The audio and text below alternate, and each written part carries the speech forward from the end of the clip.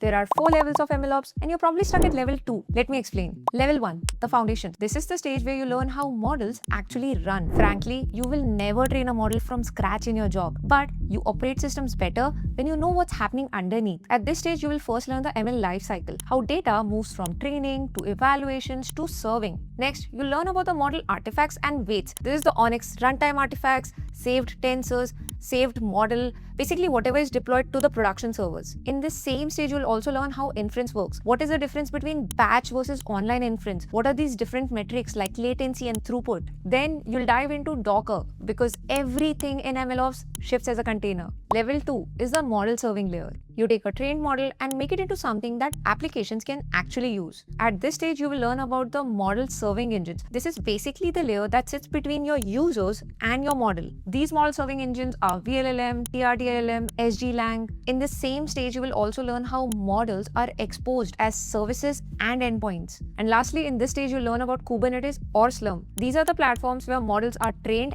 and deployed. Level 3 is the pipelines and orchestration layer. Here, you're no longer managing a model. You are managing a process. Training, validation, deployment, retraining. Everything needs to happen in a certain sequence. So at this stage, you will learn about experiment tracking because you will be training the model a bunch of times. So you'll need to know which version performed the best. Hence, you'll use tools like MLflow or Weights and Vices. Next, you need to be well versed with model registry. This is the centralized place where models are managed and versioned. If you're at this level, you're very familiar with tools like Kubeflow, Airflow, and how you can define different stages in an ML pipeline using these tools. Next in this particular level is CI/CD and CT. You already know CI/CD for code. The extra CD stands here for continuous training. It exists because models drift and it needs continuous retraining. Our final layer is observability and scale. This is basically the layer which keeps ML systems alive. At this stage, you become familiar with monitoring to understand whether the systems are healthy. You further dive into data drift and model drift as data and model quietly starts degrading, so you need to keep an eye.